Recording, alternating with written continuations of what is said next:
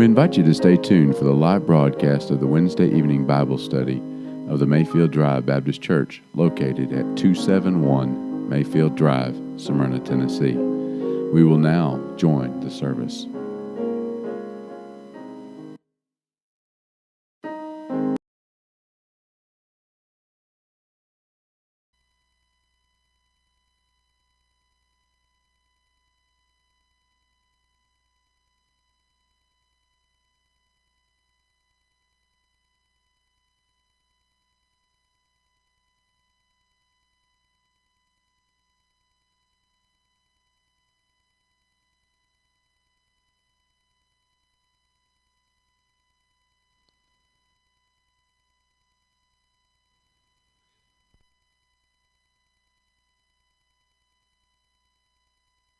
Okay.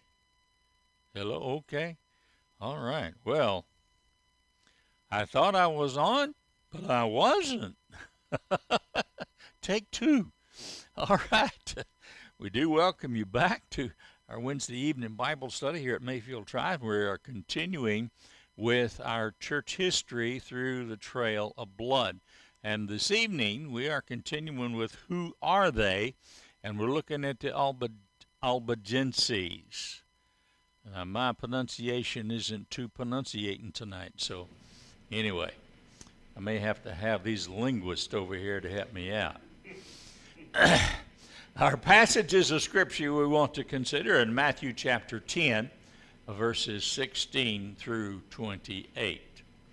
Behold, I sent you forth as sheep in the midst of wolves. Be ye therefore wise as serpents and harmless as doves. But beware of men, for they will deliver you up to the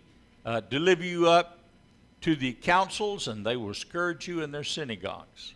And ye shall be brought before governors and kings for my sake, for a testimony against them and the Gentiles.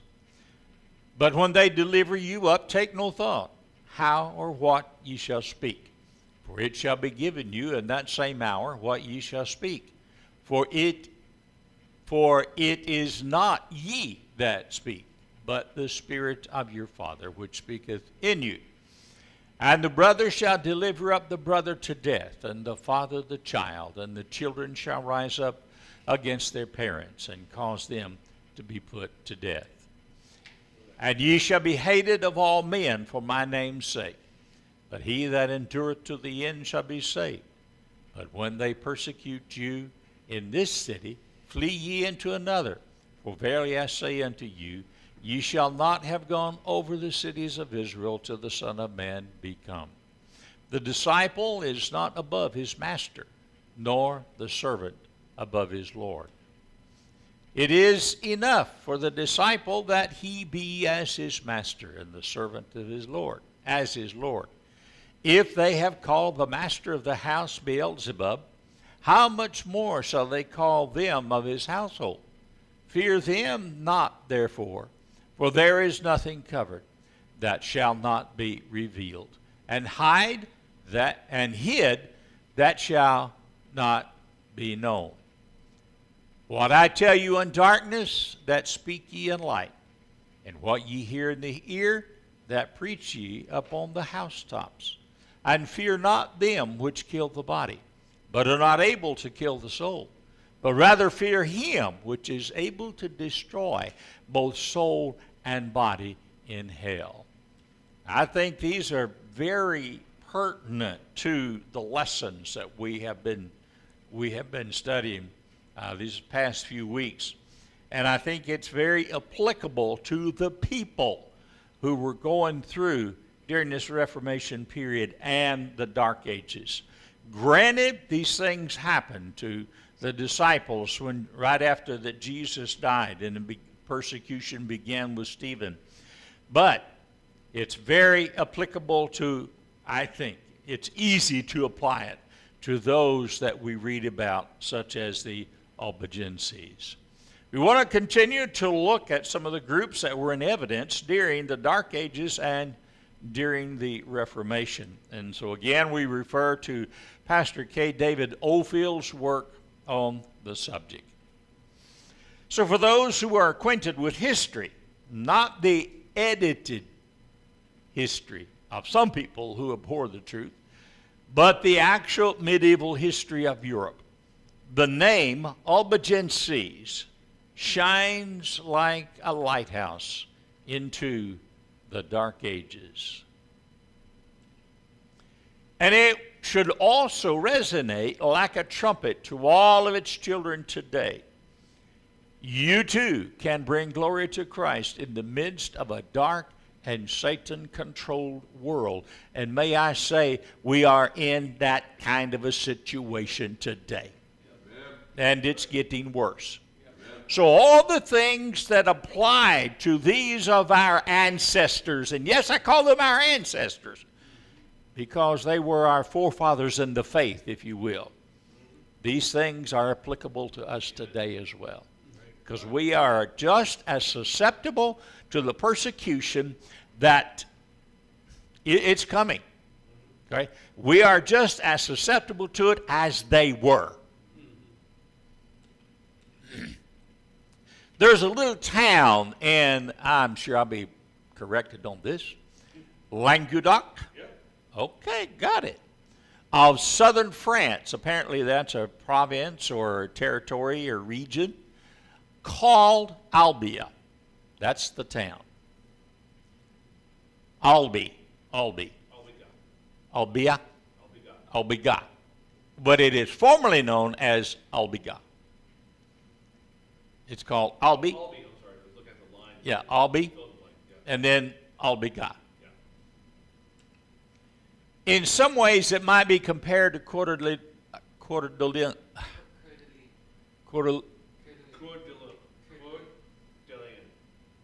I never could pronounce that word on that city. I've heard it pronounced a lot of different ways, but anyway, this is a major city in the state of Idaho, and that's the reason he is. Yeah, that's the reason that he is using this. He's using it. Yeah. Today, he says, is just about the same in size and population as this ancient city was. And it is nestled against the Midi-Pyrenees mountains, not the Alps, which are farther east, but a smaller, lower range of mountains. It grew up on the edge of the river Tarn, just as Coeur d'Alene,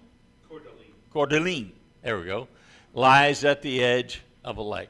These foreign-sounding names, just the older I get, the more problems I have with them. But here is where the similarities end.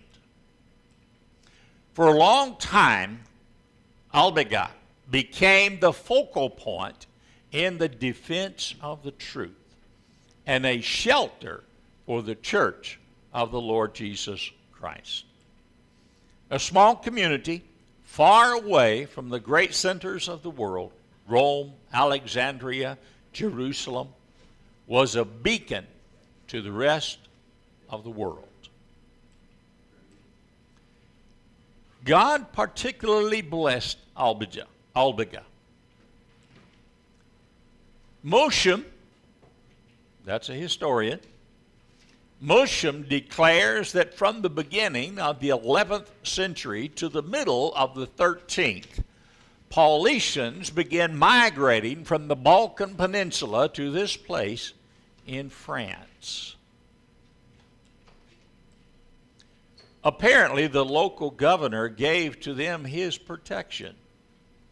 And as we saw previously, the Paulicians arose in eastern Turkey about the middle of the 6th century, struggling to remain alive in the midst of persecution from both Eastern Catholicism and Roman Catholicism.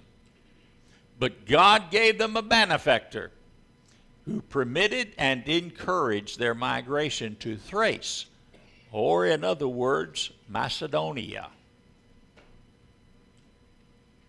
In Eastern Europe, they spread to Romania and along the Adriatic Sea across from Italy, where Albania is today. They also migrated up the Danube River unto into Central Europe and then down into southern France. They were called Paulicians from their deliberate attempts to follow the writings of the Apostle Paul. It might be said that we could be called Paulicians for the same reason. But at the time, there was one significant difference between their situation and ours. In contrast to our ecumenical, all-embracing liberalism, for those people to follow Paul meant overt rebellion against the Catholics who created their own doctrines and religion, saying it was based on Peter. Another term applied to those people as they began to settle into the Albiga Valley was Cathari. We looked at those last week. And you notice, if you remember, that each one of these groups could really be called Cathari because it describes their intent to live pure lives according to the Scriptures. Historians may divide and separate those names, but that's only for convenience sake. The Donatists and Montanists were essentially the same in doctrine, but they were different in geography and local history. And I wouldn't doubt that they had different customs, different cultures, but here's the point. Their beliefs and the culture in which they lived did not change the Scriptures. It did not change their beliefs. And it did not change their doctrine. Yes. They were both, along with others, who were called Cathari from the 4th and 3rd century onward, or 4th and 5th century onward. Thank you. Similarly, God's people have been charged with being Anabaptist 10 centuries before it was applied by the Protestants to a specific group. The Encyclopedia Britannica says of the Albigenses, their, quote, descent may be traced with tolerable distinctness from the Paulicians. Yes, ma'am.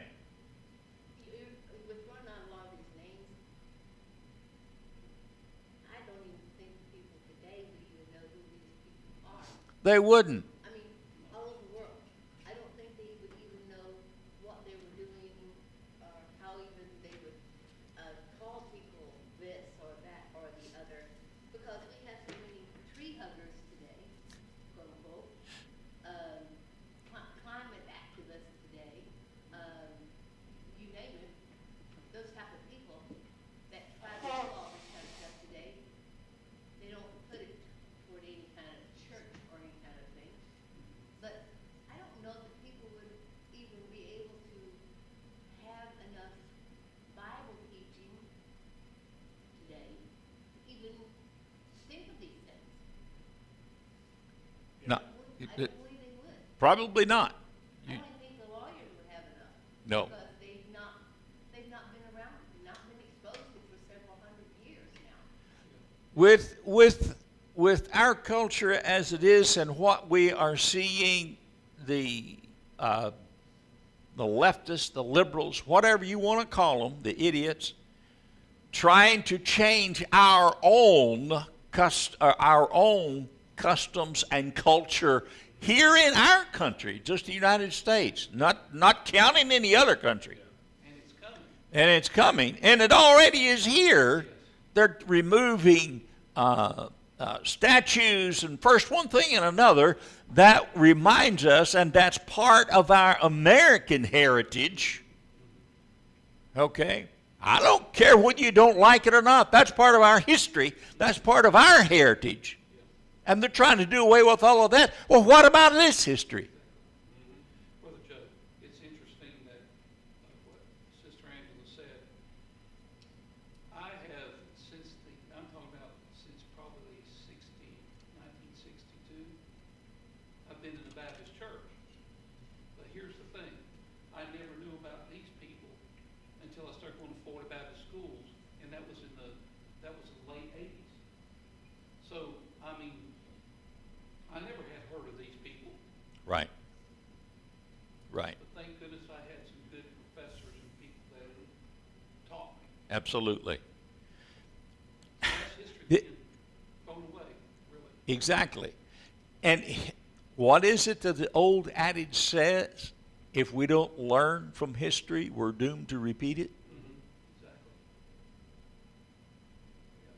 Does that sink in? I think all we have to do is look around us today and we're seeing these same things begin to come to pass that we're talking about. What did they believe?